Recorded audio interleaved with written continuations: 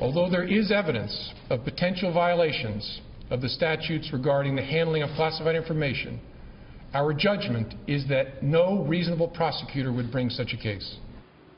And that was then FBI Director James Comey announcing back in July of 2016 that the Bureau would not recommend charges for Hillary Clinton now. A bombshell new discovery from 2 U.S. senators is casting doubt on whether Comey was taking the investigation into Clinton's misconduct seriously.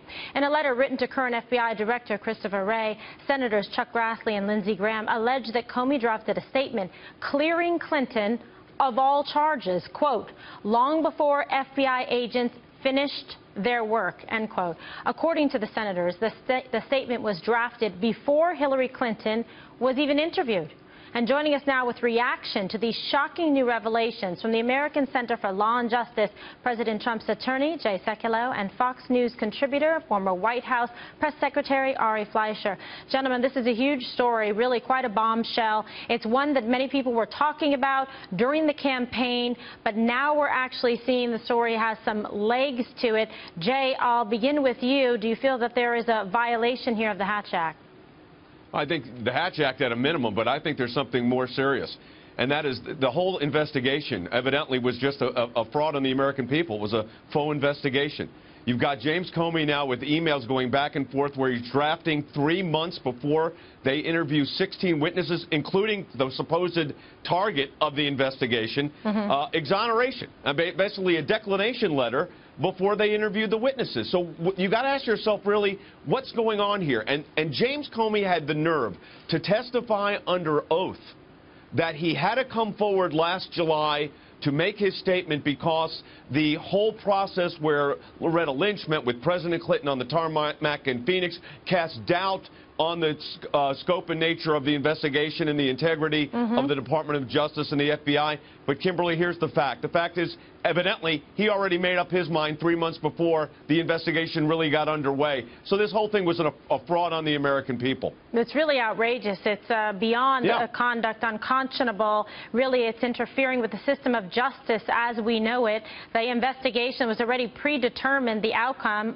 So that's why people are outraged and upset and really keying in on this particular story tonight. I'm going to go to Ari and ask you, is there any reasonable excuse for drafting a statement like this early on? See if you can come up with one. Yeah, well, first of all, I have tremendous respect for the FBI. I've always been one of those people who have just the deepest thoughts of the integrity of that institution. And this story has shaken my belief in the integrity of the institution, at least as it was being led by James Comey.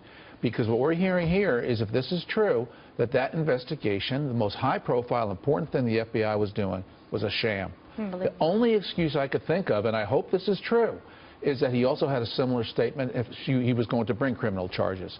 So perhaps he was being diligent, prepared 2 different statements. But I think if that was the case, the investigators would have found the documentation for that as well. They only found it for the exoneration theory. It's fascinating. It's such a great point. That would have been the best way for them to try to exonerate, to say, wait a second, let's play this down a second, because we actually prepared 2 in the event of, the outcome, depending on what it was. But if they don't have the evidence, Jay, to substantiate that, and believe me, Comey has always said that he is, I'm meticulous about it, I take notes, I type things up. Wouldn't there be some kind of record or notation to back that up? Of course, but there's also something else here.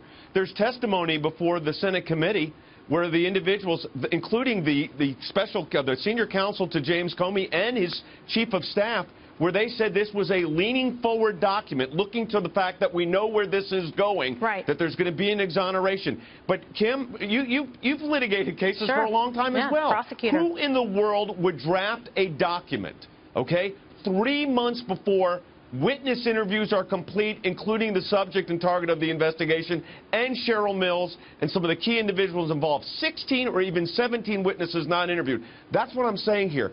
This goes to the heart of a false statement that was made by James Comey when he went and made that whole statement in front of national TV where he lists out the charges of guilt and then says, nevertheless, no prosecutor would charge it. And it takes one other thing. James Comey took over the role of the Attorney General of the United States. Of course, she didn't bother to recuse herself after she had the meeting, but it should have been the Department of Justice making this decision, not right. James Comey. And the fact he got away with that is inexcusable. He did get away with it, right, Ari, at the time? And I think Deputy Attorney General, Deputy FBI Director Andy McCabe has some explaining to do, too. Right. This shakes your faith in that bureau. It shakes your faith in everything the American people have to believe the FBI when they say they looked into it and here's what they found. When Comey came out with that finding against Hillary, I didn't like it, but I accepted it. Right. I accepted it because you have to accept what law enforcement tells you, or our society breaks down.